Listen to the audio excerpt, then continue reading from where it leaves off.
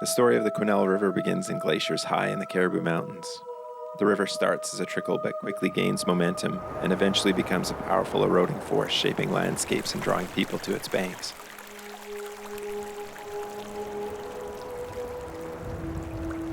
Today, the river attracts anglers seeking solitude and willing trout.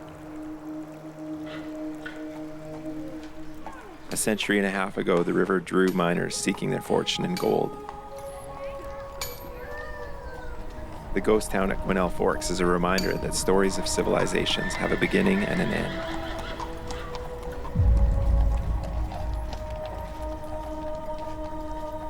The river flowing past the ghost town, however, is a reminder that nature's story is timeless.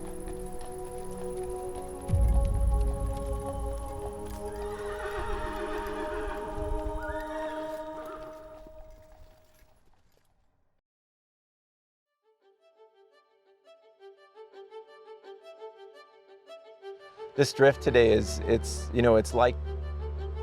very different than any other drift that I've done. We're actually starting at the very end of the lake, and where it's almost, you can't tell whether it's lake or stream yet. Where we were fishing was a little bit different for me because it wasn't what I've come to think of as a real river with strong current and rough water, broken water, and a variety of water. And it wasn't quite a lake where there's no current. It was the beginning of the river as it's starting to gather momentum, I guess, and a little bit of current when it leaves Quesnel Lake and carry. It was sort of like half lake, half river to me, and it's a different kind of a place to fish. Skied, he rode across, this slower section where it's still kind of lake, and then as you actually start to see the river take shape and flow, we could actually see some trout rising. And I had a little Adams Irresistible on.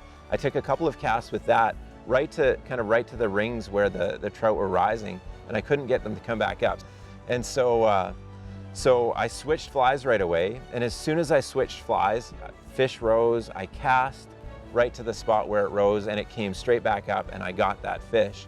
And then I hooked another one, and then another one, and I think I even hooked another one right away. And that's when I actually started to feel maybe a little bit bad that I didn't offer Jim the front of the boat, because the front of the boat was fishing really well, and the back of the boat maybe wasn't fishing quite as well. It was a little tougher for Jim to get fish at the start of the day.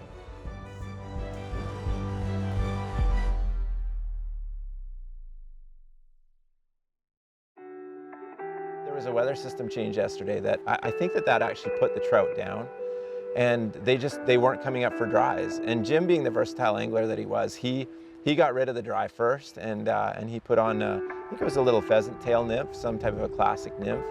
And within minutes of him putting that on, he was into a trout. So it was kind of like 2 or 3 trout later where I was like, you know what, I'm gonna give up on the dry too. And then I went and started nymphing. And it was at that point that things really, really heated up.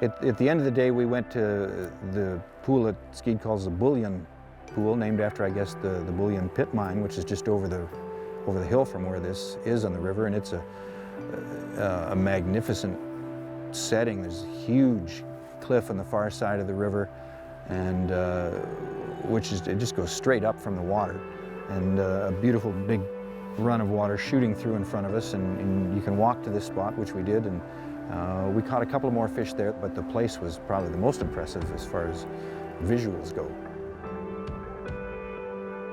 We drove down to the Bullion Pool, which is one of my favorite places in this area. I have so many, and every time I go there, I say, this is my favorite place. No, this is my favorite place, but the Bullion truly is, truly is one of my favorite places. I can't commit. Quesnel River is actually like carved out the side of this mountain. It's so beautiful down here. And we're able to find even a few nice little rainbows down here as well.